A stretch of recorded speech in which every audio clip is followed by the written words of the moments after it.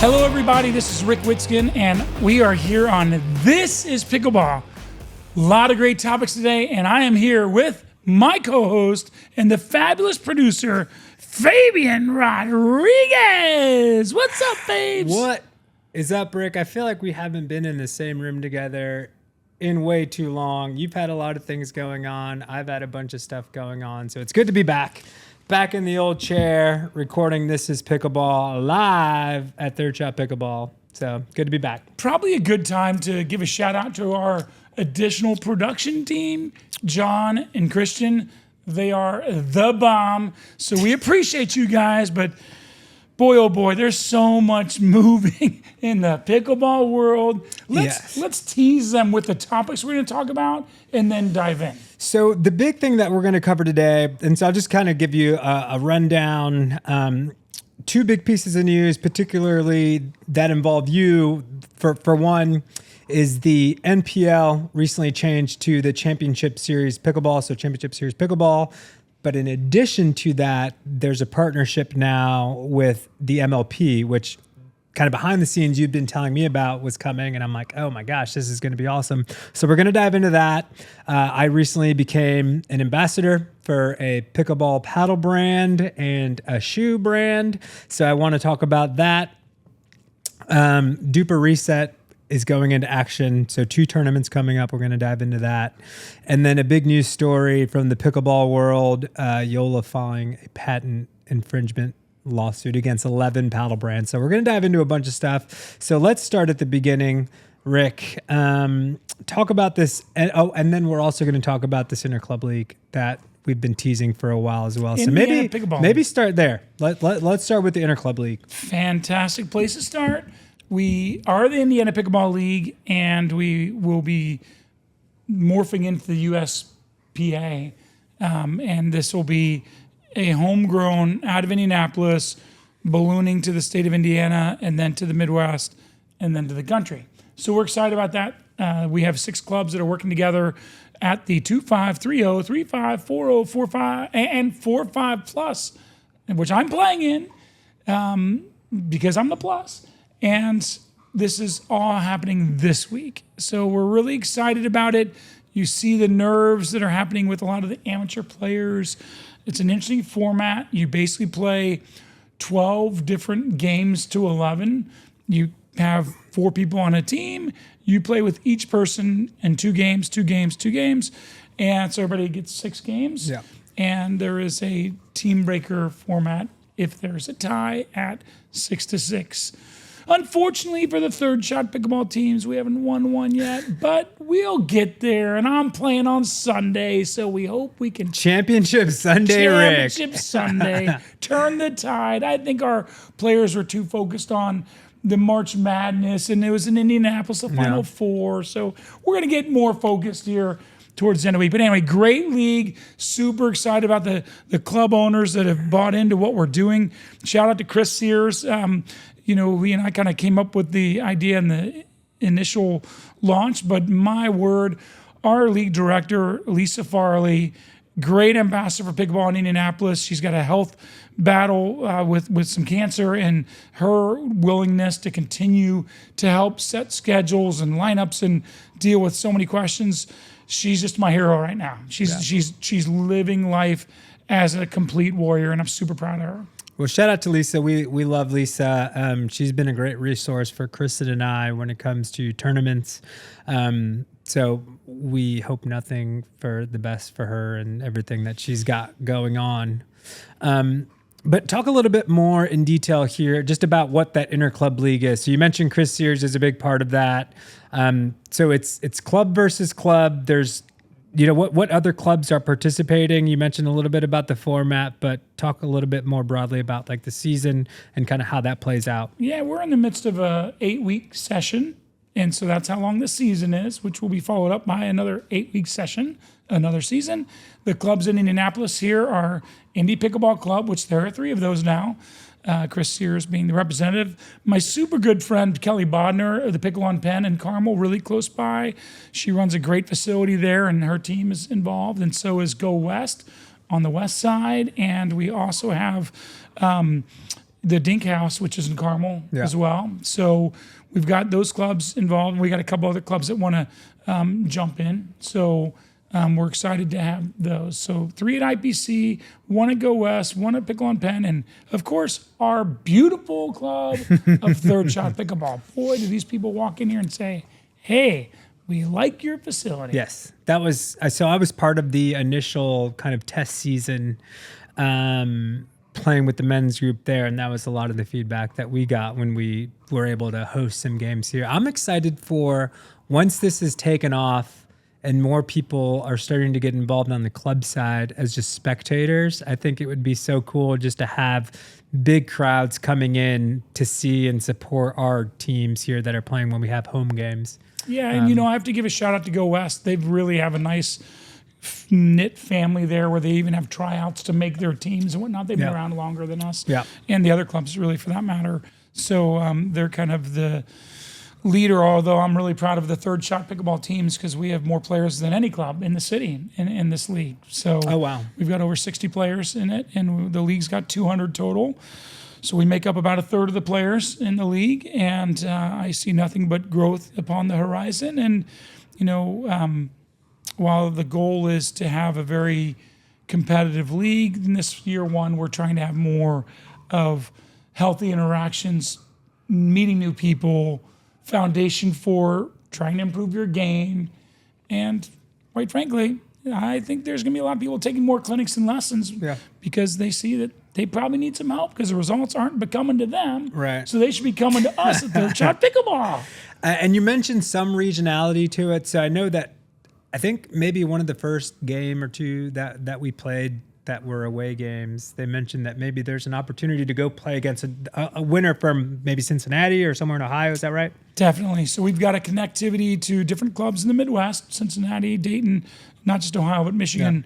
Yeah. We're working on that Midwest component. And I actually have been in communication with multiple folks in cities out west that want to connect into the national scope. So that's in the works. So we really can't be too specific about that now. But boy, I think this thing's going to take off. And we've actually been talking to the USA Pickleball, and we're going to have a partnership with them as well, which is super exciting. That's awesome. Yeah. That's awesome. All right. So we'll move on now. So talk a little bit about the NPL, CSP, MLP.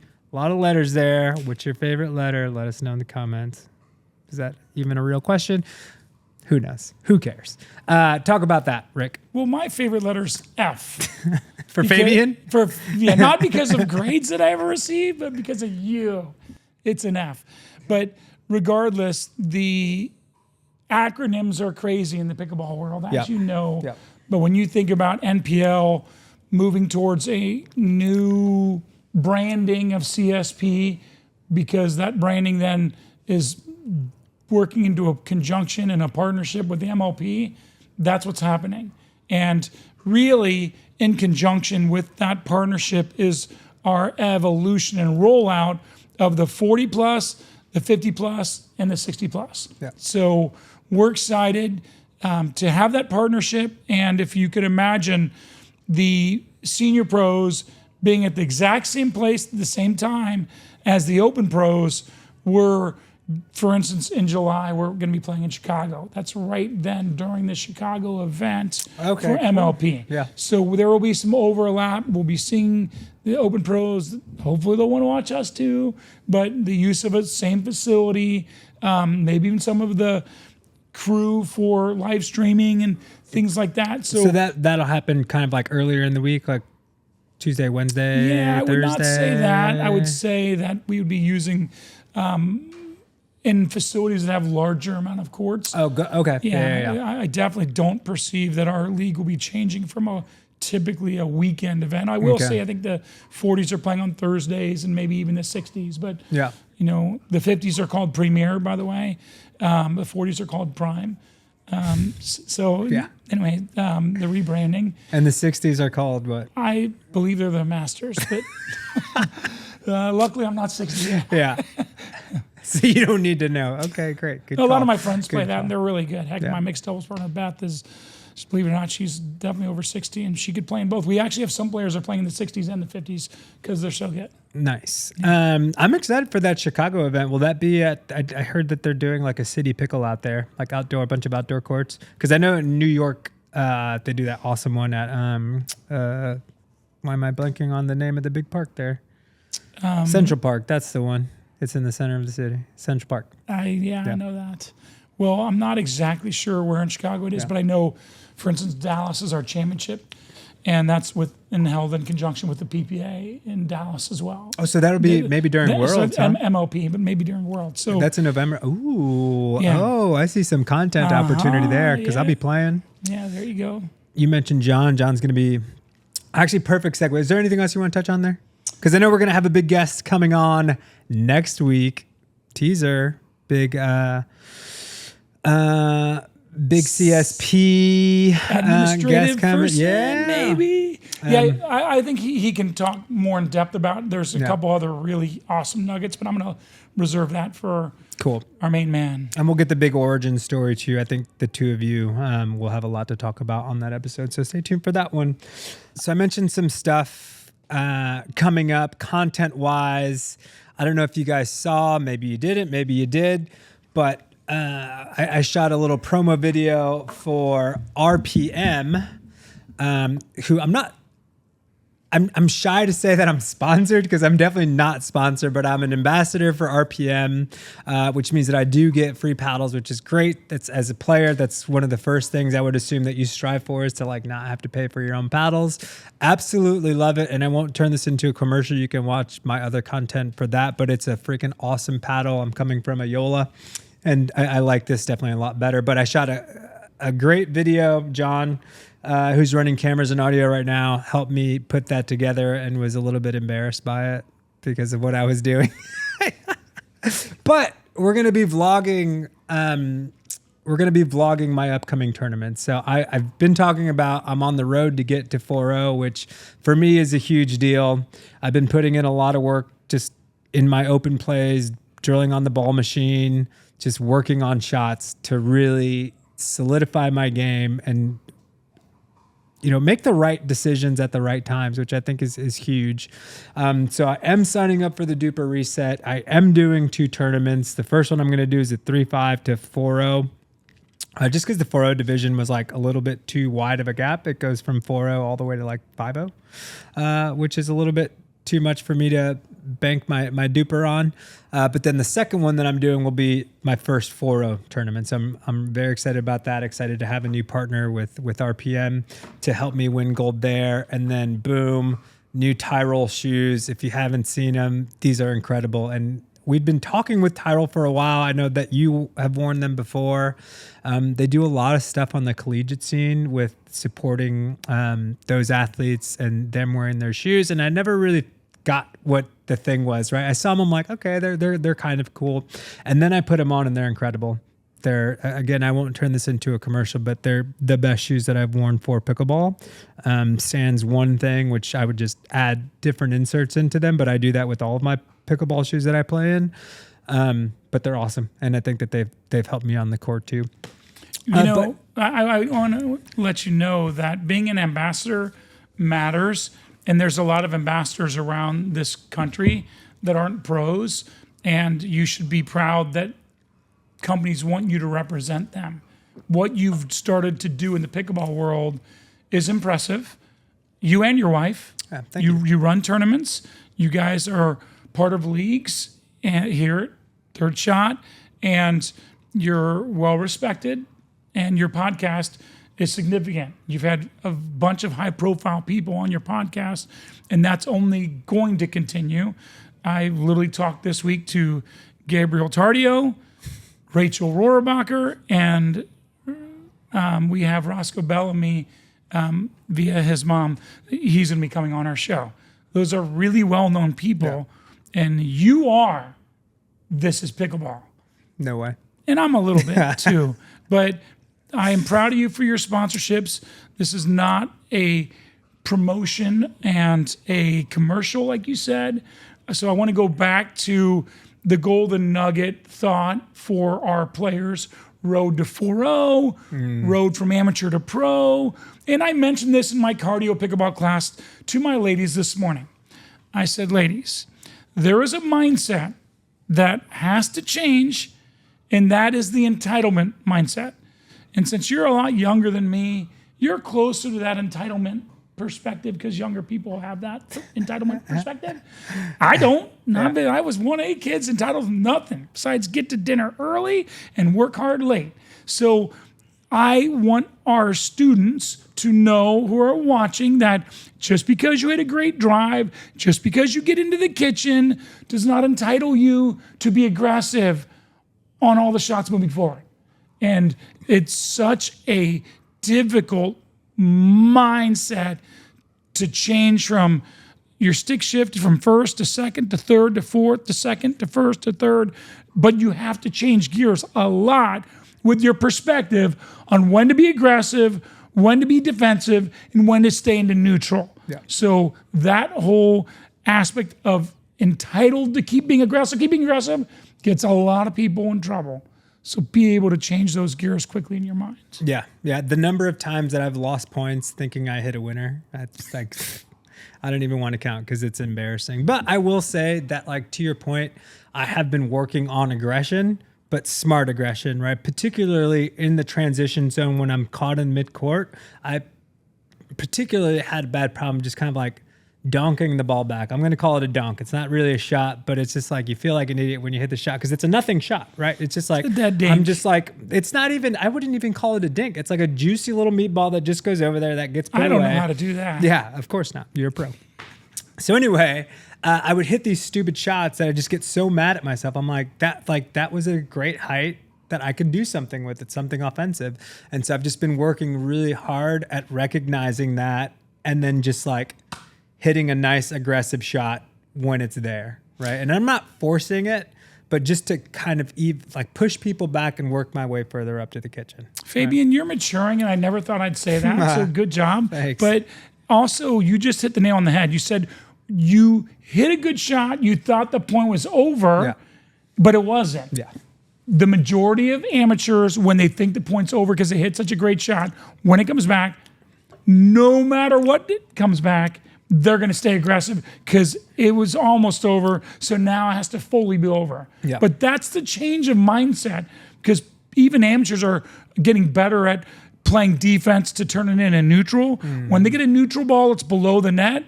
You can't be entitled to stay on offense because you thought the point was over. Right. It means you got to say the point was almost over, but it wasn't. They played good defense, so now you're going to neutralize and try and jockey for position and have some patience. Yeah. Yeah, well, I'm excited for you guys to watch that video series. I mean, it'll be at least 2 because I'm doing 2 tournaments. So I know the video quality will be great. Shout out to Thanks Media for that. But stay tuned because I think, with this duper reset, I think I'll end up where in my head, I really think I don't like to talk about that number at all of like where I think I play, but it'll be shown.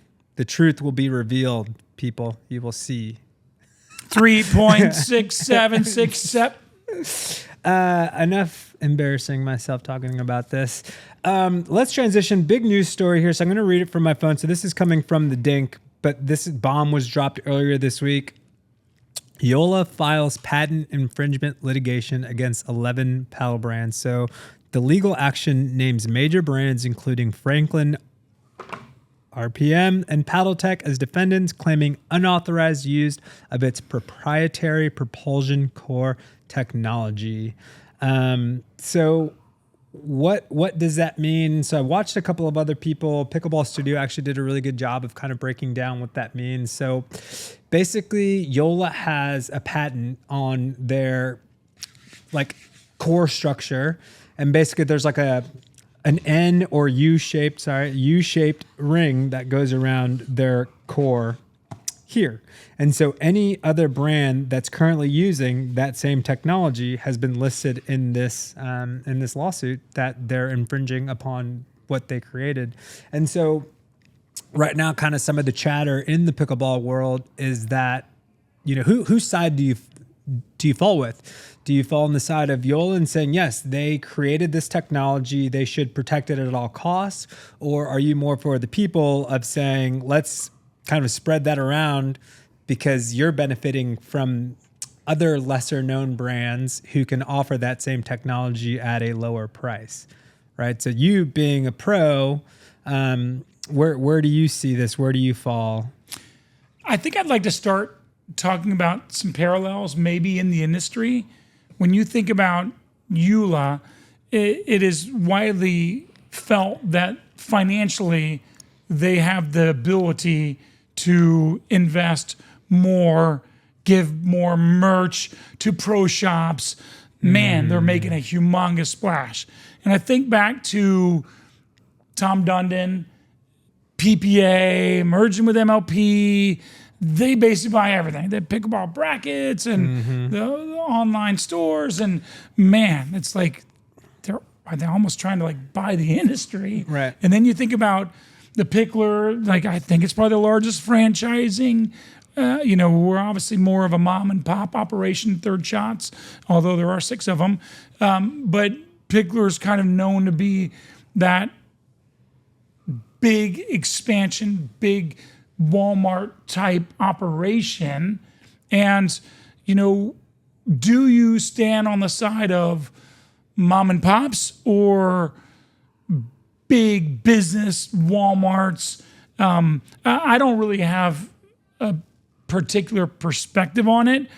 I care more about having paddles that are constructed that can be easily judged and tested, where people are using apples against apples and oranges against oranges. I can't stand the delamination and the line that so many pros and senior pros use to toe to get that extra advantage. So I honestly don't care. Yeah. It's sad that, these other companies are feeling like under the gun, but is this just more of a story? Or is this really going to go to court and put companies out of business? I doubt that. I mean, it could. It could? It certainly could. And I think where Joola has a good kind of leg to stand on is they're wanting other companies to help push the limits, right? Like just because they have resources doesn't mean that they should be not necessarily at fault, but victim to people using the R&D that they did to create that technology, right? What they're saying is like, we love that you love what we have done, but you should also be pushing the limits and not just taking what we did and essentially undercutting us by being able to offer it at a lower price. Right? This goes to a deeper issue for me. I've had 2 businesses. Well, one get stolen and another get imitated in the exact same rollout. And there's that tug of war constantly. And I didn't really ever think about that side of things when I started my tennis and pickleball businesses.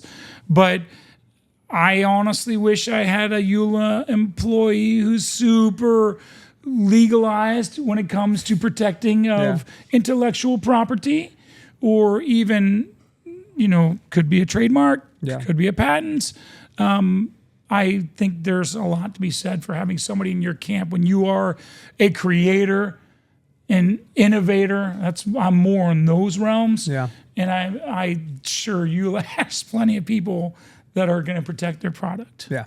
Yeah. Well, so it'll be interesting to see how that plays out. I mean, that's a lot of brands, like some of the biggest brands here. So let me just read this. Well, and I just want to say that I do think the PaddleTech TKOC is the best paddle that's ever been made. So I don't think that is necessarily the foam core that they're referring to. Yeah. But it'll be interesting. So, it's funny to hear you say that. Like, I would love to see a tournament. PPA did this last year, which is great, was the wooden paddle tournament. So I would love to see another tournament where everybody has to use the same equipment. It'd just be interesting to see what the results would be like then. right? So I don't know that it'll ever happen. But so anyway, the litigation involves the following companies. So I was just saying this is a lot of brands here: Franklin, Proton, RPM, Engage, Friday Labs, Diadem, Faculos, ProXR, PaddleTech, Adidas, and Belair. So it's a lot of people that could potentially be impacted and affected. So hopefully, it doesn't impact this bad boy, because that's going to take me to gold. So speaking of that, I heard a laugh back there. Somebody doesn't think I'm going to win gold. What do you think? Let me know. So we'll transition into signature shot, and this is kind of, we don't have somebody here talking about signature shots, so this is kind of like Uncle Rick's advice corner, coaching tip, coming at you straight from Third Shot. So Third Shot is the sponsor of the signature shot / Rick's tip of the week. So my question to you is, at what level or when is it appropriate, or is it appropriate to stack, right? Like as you get up further and further, you start to see it, whether it's out of necessity because you're playing with a lefty and they want to strategize in that way. But I'm starting to see more of the people that are starting to move up in skill level here during our open play sessions that are starting to stack, right? So I'm starting to think, okay, if I've got somebody that's better on the left, or if I'm better on the right, should we be stacking? Great question. So there's a couple different answers. Number one, a lefty and a righty should typically play the lefty on the even side, the right side of the court, and the righty would play the left side. That's pretty standard. And even for a 3-0 and 3-5, stacking is a little complex. If they don't get into a clinic and see it done and hear from a coach, then at least from a serving perspective, stacking is not too hard. It's when they're receiving and you have to crisscross, and it gets a little more complex. So I'd say at the lower levels, do it when the lefty is serving and the righty's serving, then stack that way, because you literally can serve and slide to the left or serve and slide to the right. And that's an easy stack formation. Typically the dominant player is the player that plays the left side, because statistically speaking, it's a fact that the left side, odd side player gets more balls.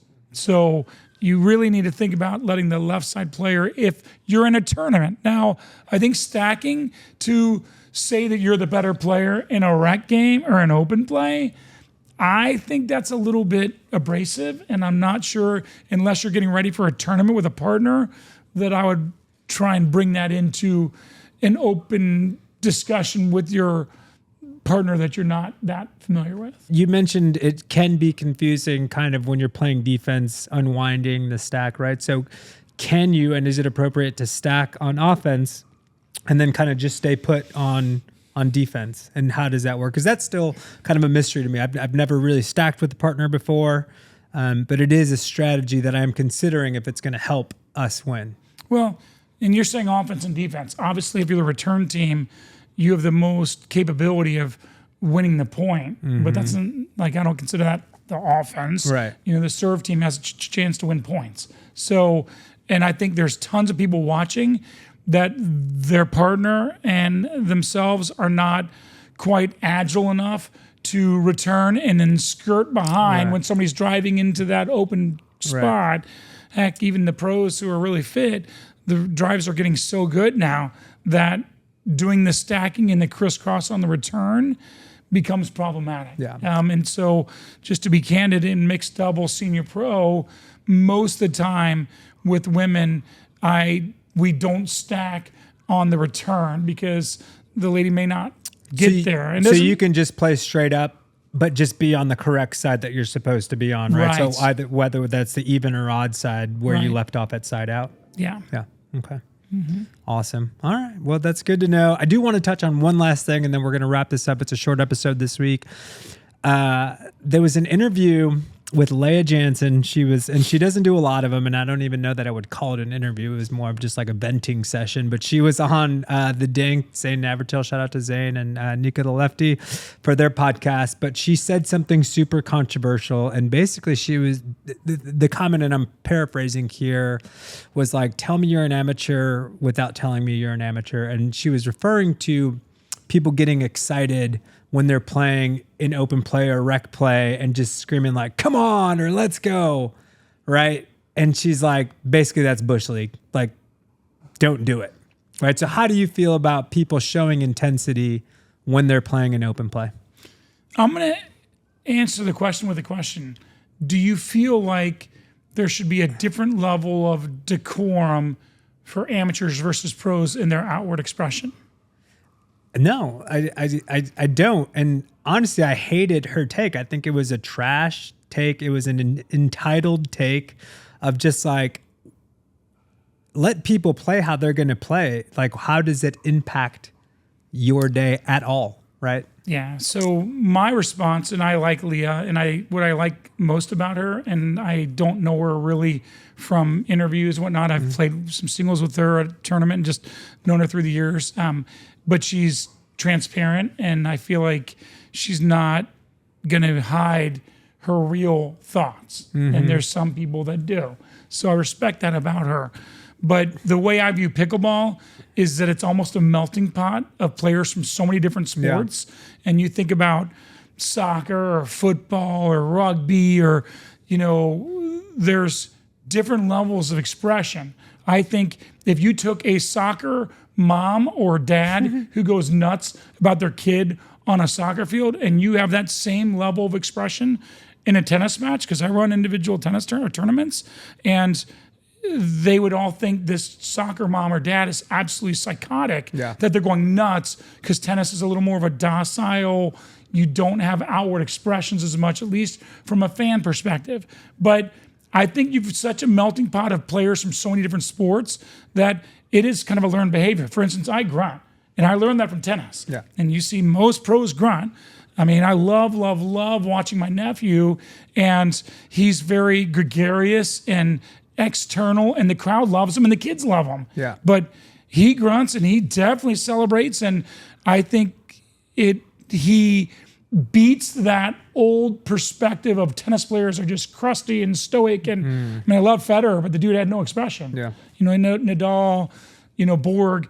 Ben is like exciting, like a McEnroe and a Connors. I think that's great for the game at the pro level. So amateurs and pros, to me, get to do whatever they want to do because it's what their learned response is in competition.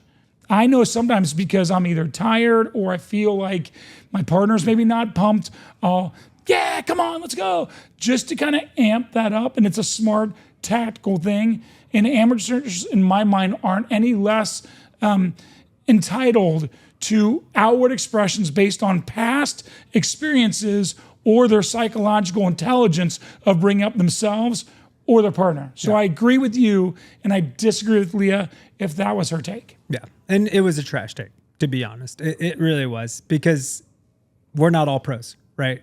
So let us have some fun.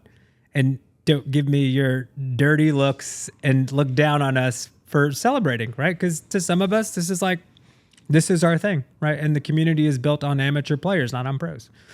So anyway, just wanted to talk about that. So you liked my take? Yeah. Thank you. Shout out to everybody listening. Make sure you follow us on all social media platforms at This Is Pickleball Podcast. Subscribe to that YouTube channel. We've got a website coming very soon, newsletter. So sign up for that when you see that information coming through, and then stay tuned for the tournament vlogs, because I'm going to be 4-0. Hey, and remember the teasers. You got CEO of CSP coming on. You've got Gabe Tardio, Rachel Rohrbacher, Roscoe Bellamy. A lot of great things coming down the pike. So be here or be square. Yes, and RPM, Fabian, 15 for 50% off. 15% off if you're looking to get a new paddle. I'll do a review here coming up as part of that vlog series. So yeah, RPM, shout out to them. And Paddle shout out to Tech, Paddle Tech. buy them at Third Shot Pickleballs. Any Paddle Tech, but TKOC, close to the heart. Cool. Thank you guys for listening. We're out.